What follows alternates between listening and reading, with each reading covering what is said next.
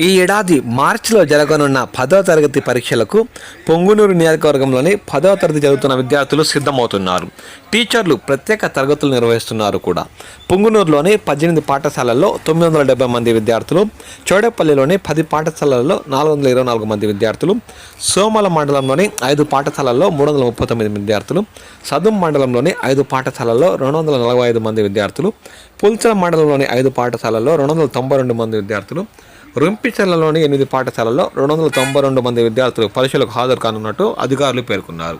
దీంతో మార్చిలో నిర్వహించనున్న 10వ తరగతి పరీక్షల కోసం ఇప్పటి నుంచే సన్నద్ధం జరుగుతున్నట్లు ఉపాధ్యాయులు పేర్కొన్నారు.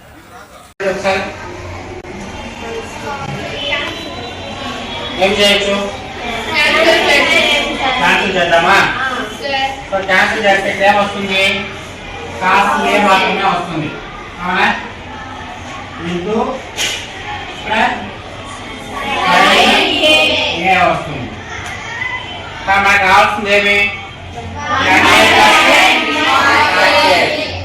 ఎట్లా పాసిబుల్లా ఇంకేం చేయాలి? క్యాన్సిల్ చేయకపోతే ఇంకేం చేయాలి?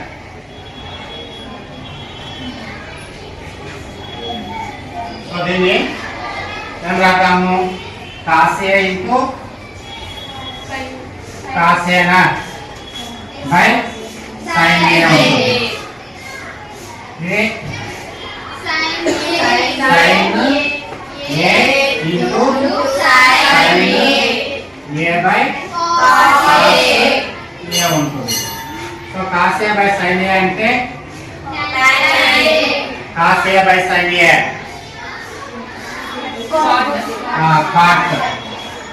cot A into cos